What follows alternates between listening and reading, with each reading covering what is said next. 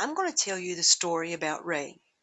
But while I'm telling you this story, I want you to picture your friend, your very best friend, the friend that would have your back and be there when you needed them the most.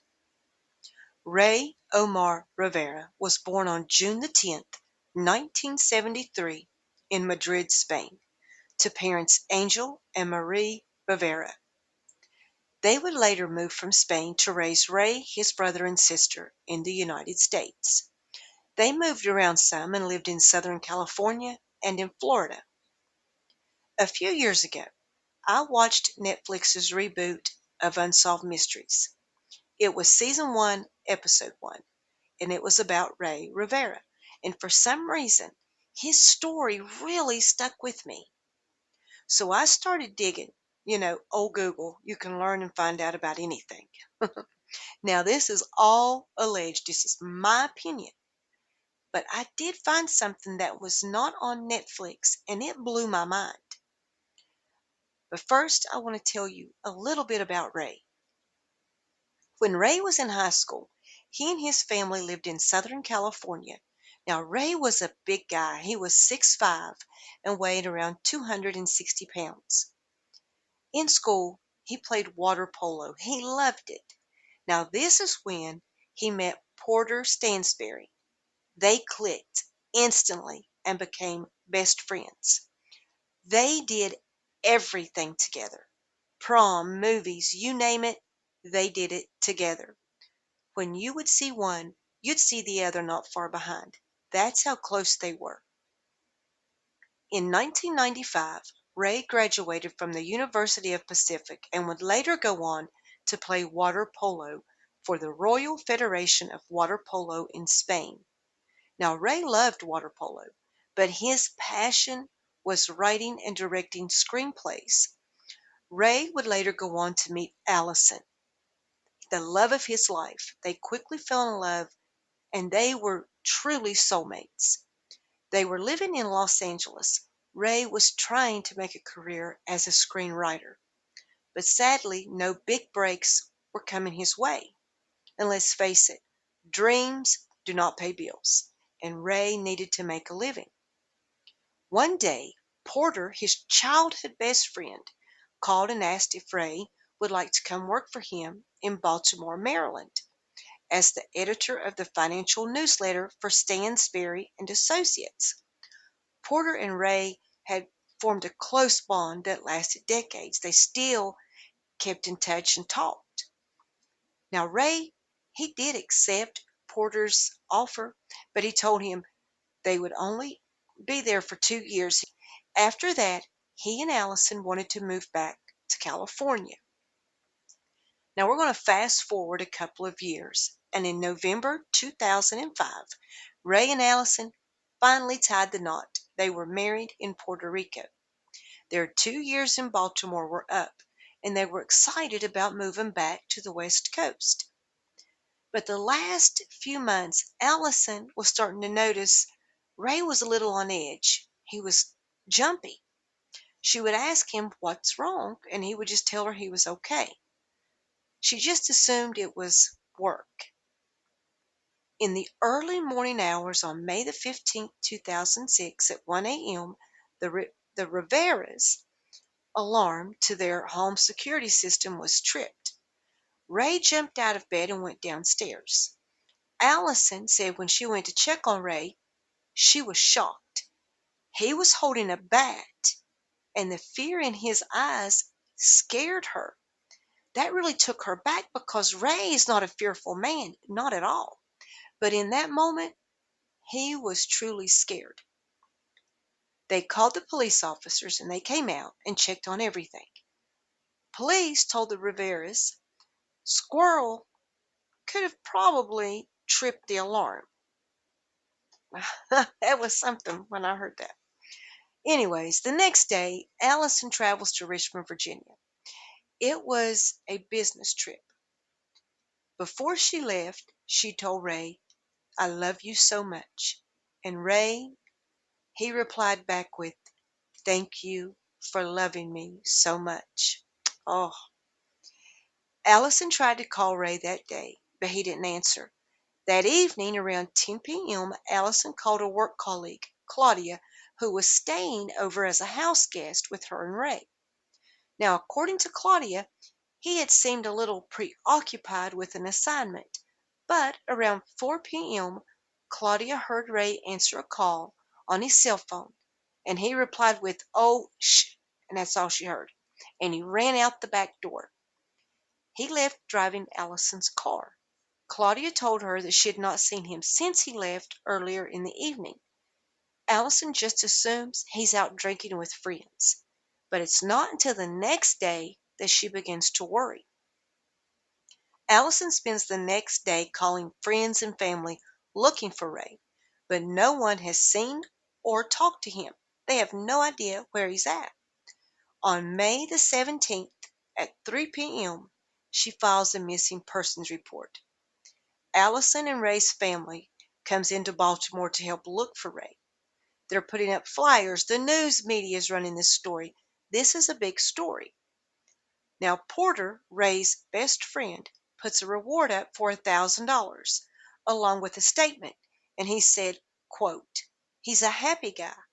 He and his wife had just booked a trip to go to New Mexico in a few weeks. This is not a man that wanted to leave. I've got to find my friend. I cannot imagine my life without him. He's my best friend." End quote. Now, Allison's parents did find Ray's car in a parking garage, and it must have been there a few days because there was a ticket under one of the windshield wipers. They found the car. Now they have to find Ray. Now, there are tall buildings everywhere, hotels, businesses. It's like finding a needle in a haystack trying to find this man. But thankfully, we have three work colleagues of Ray's that decided to go on top of a parking garage to take a look-see, to take a look around. And lo and behold, they found something. They look down and find flip-flops and what looks to be a small hole in the metal roof of the Belvedere Hotel. Now, when the police arrive, they start investigating. They find the flip-flops. One of the straps had been torn, and right beside of the flip-flops is the hole. A body can fit through, but barely. Your arms need to be at your sides to go through. It's that small. Where the hole was on the roof, police had a fairly good idea where to look.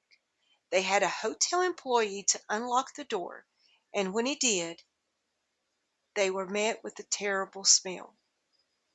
Sadly, it was Ray. He was deceased. Allison and Ray's family, they were destroyed. They could not believe he was gone. The police were talking like maybe possibly Ray took his own life. Well, that did not go down well with Allison and Ray's family. They said absolutely not. No way. Ray would never do that. He was a happy man. Allison had mentioned that Ray had been fearful and on edge the past few months, and their home alarm system had went off the day before he went missing. Plus, where Ray was found, a person would have to know their way around to get inside that room because it's a maze of stairwells and hallways. You need keys to unlock the door. The medical examiner reviewed Ray's injuries, but because of the decay of his body over the 8 days, they were unable to show proof of foul play. The medical examiner concluded the cause of death was undetermined. Now, I was reading an article from the Real News Network. It's also a podcast, I believe. But Stephen Janis is an award-winning journalist. He's in the article. And he was also in Ray's episode on Unsolved Mysteries. I want to read to you what Stephen said. It's fascinating. Quote, "Well, first, I want to reemphasize this because it is important to understand for all of us, or what the homicide detectives did not do. There are no photographs, for example, of the scene where Ray's body was found. There is no diagram of the room where Ray's body was found. There are no subpoenas for cell phone records for Ray's cell phone. No records of cell phone records. Stephen also spoke with homicide investigator who said there were no statements taken from anybody, not even the 3 people who found the hole in the roof. It's standard procedure to take statements. Stephen went on to say, quote, there was a person in the hotel in the parking garage just next to the hotel who had been in touch with the police, saying he thought they had video of the parking garage on the night that Ray disappeared. No follow-up with that person. Rey Rivera's case was not investigated. Somebody or something quite early on decided that it was not worth investigating. To not have a diagram of where the body was is crazy. Was it the northeast corner or the northwest corner? That could tell you a lot, but it was never done. End quote. Now, Stephen was talking to Marie. I'm not even going to try to pronounce her last name. It's one of them long ones, but she's a medical illustrator. She took Ray's autopsy report and illustrated all of his injuries that you see. Now, Marie said, quote, I do not think it makes any sense that he went through the hole in the roof. The injuries just do not make sense. I have worked on illustrations of people who have fallen off scaffolding on buildings, people who have fallen off scaffolding on bridges. You see a lot more bilateral lower limb injuries. You do not see that here. There is really nothing that happened to that left leg. Nothing happened to the pelvis on that side. It's just very perplexing. Usually, we would see a lot more lower limb injuries. And again, they would be bilateral. It started to make more sense to me that he could have had either a car or something that came on that right side that would better explain those injuries. Specifically the injuries to the tibia and the fibula on that right side and to that pelvis. It's a mystery. Stephen said it did not seem to be any injuries to his arms, which, if he was fallen, has to be unusual not to have any injuries to the hands. I would think you would put your hands out to block your fall. Maria states, quote, I think also the head and neck injuries are not consistent. They're more consistent with being beaten up with blunt objects. It does not make sense that he came through that hole feet first. You would have dramatic compound fracture on the right side. There are abrasions, lacerations, but there are no fractures. No serious injuries to his arm, only his leg. One compound fracture. It does not add up. Well, there is so much that does not add up with this case. And just to say, hey, there's a hole, there's a body, so he must have jumped. The top of the roof itself is about 40 feet from edge to edge. In between each side, you have air ducts, air conditioning, etc. The hole Ray went through was 45 feet from the edge of the upper roof. Now, he would have needed a running jump and to fly to land that far away from the building's edge, and wearing flip-flops on top of that. They found Ray's phone and glasses next to his body. Neither were damaged, not a scratch. If they fell 10 to 14 stories, surely they would have been broken. But nothing. It does not make sense. It's like someone just laid them down on the ground next to Ray and left. This was not on Netflix's Unsolved Mysteries, but the co-creator of the show, Terry Dunn Moyer, was on You Can't Make This Up podcast. He said that an unidentified person was very interested in Ray's computers once they'd been taken by the police, and even tried to pick them up. He went on to say, when Allison went to the police station to pick up Ray's computer, the detective mentioned someone had called a couple of times. and asked to pick up the computers and was very interested in the status of the computer. He said Allison was visibly upset. Well, when the police checked Ray's phone records the day he went missing, they wanted to know who called him at 4 p.m. that made him rush out the door. Well, it came from the switchboard at Porter, his best friend now, at Porter's company, Stansberry and Associates. Unfortunately, that is all they could find out. Porter was Ray's best friend since they were 15. The same best friend now that within hours of them finding Ray's body put a gag on all his employees so they could not talk to the police or the news media. Now, that is some kind of best friend, huh? Allison, desperate to find answers to Ray's death, searched her house top to bottom for clues. She found a note wrapped in plastic taped to the side of his computer. She believed he wrote it the day he went missing. Now, um, the note does not make any sense at all. I'll just tell you that now. The note lists names of family and friends. Out of all the names mentioned in the most now was Porter Stansberry. He also goes on to mention movie titles. Many of them are M. Night Shyamalan movies. He wrote about playing a game, congratulating those who won. Many people believed he coded the letter.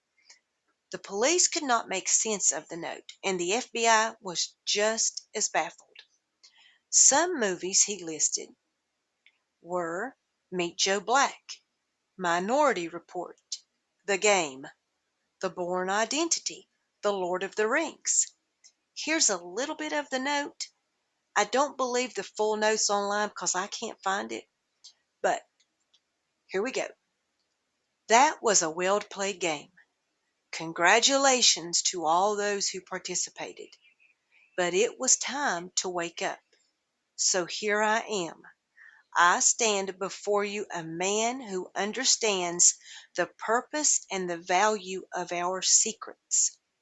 That's why I cherish them as secrets. Life is a test to see if you can control your spirit. Take care and enjoy the festivities. Now, some believe he was a Freemason and some of he wrote was minutes. I don't know. But in the note, Ray did mention the movie The Game with Michael Douglas. And in the note, Ray mentions a game several times. At the end of the movie, Michael Douglas jumps off a building and it concludes the end of the game. Was he playing a game? I don't know. Was the note a code?